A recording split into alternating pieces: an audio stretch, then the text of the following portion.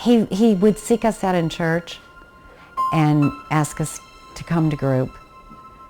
And of course we put him off because we weren't quite ready and we're a little bit nervous about belonging to a group, and finally took first steps and decided that we'd give it a shot. So hauled over to his house one night and walked in and thought, oh my gosh, what are we doing here? But Debbie was just this wonderful cook who always made very comfort food for us. And Irk was just irresistible in his humility and his daddiness. So we continued to go. I wanted to see the people. I wanted to be there. I wanted to share prayer together. I wanted to have the Lord's Supper with them. They just became family.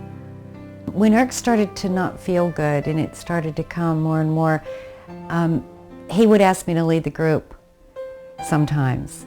And I loved it, so that was fun to me. And it was an honor that he felt I could do it.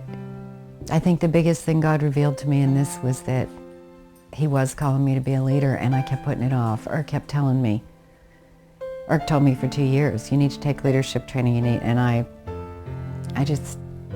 was afraid of the time commitment. I was afraid of the training. I was afraid of a lot of things. And I knew by the time we lost Irk, it was time for me to go. And it was funny because I never wanted to go to the training. And this last time it started, I couldn't wait. So I knew that something in me changed, and I knew it was time. And so I know that's where I'm headed. I have one more session, and I can't wait.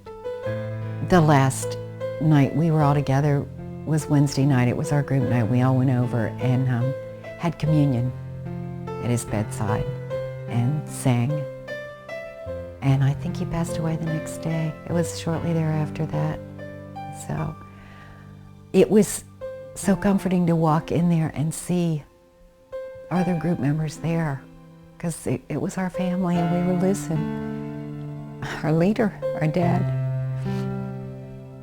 It was hard. I told him to tell Jesus I said hello. And I thanked him. I thanked him for being my dad, because he was a dad to me. Irk never, he never acted super spiritual. He never pretended to have great knowledge of the scripture. Irk was just our dad.